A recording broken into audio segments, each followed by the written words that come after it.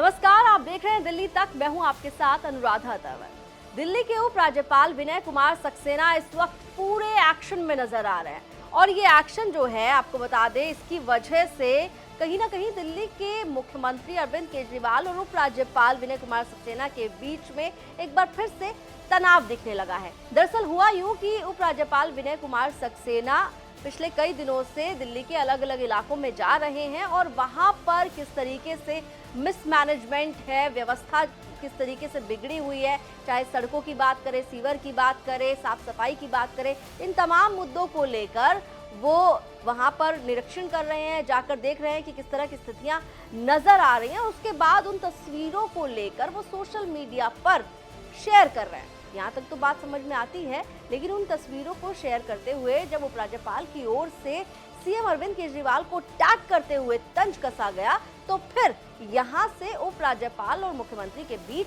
तनाव बढ़ गया।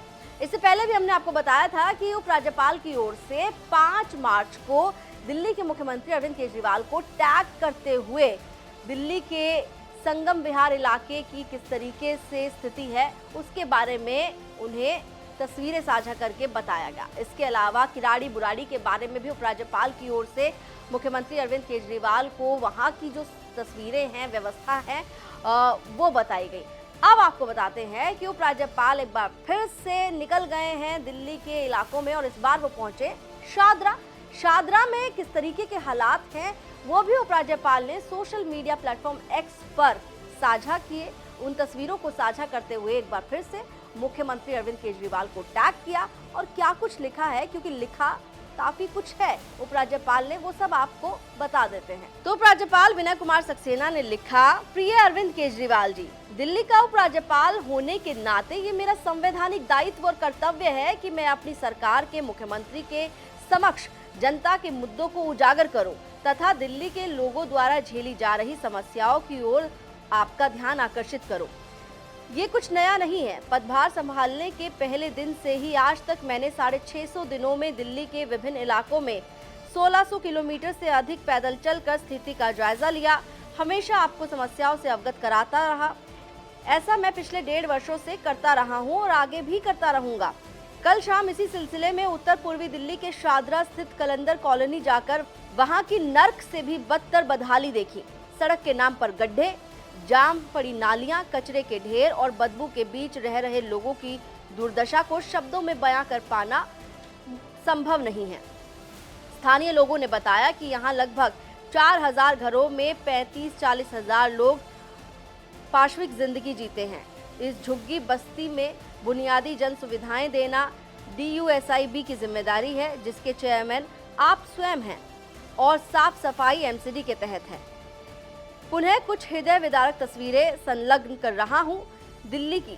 आशा है आप इस मुद्दे पर सकारात्मकता दिखाएंगे।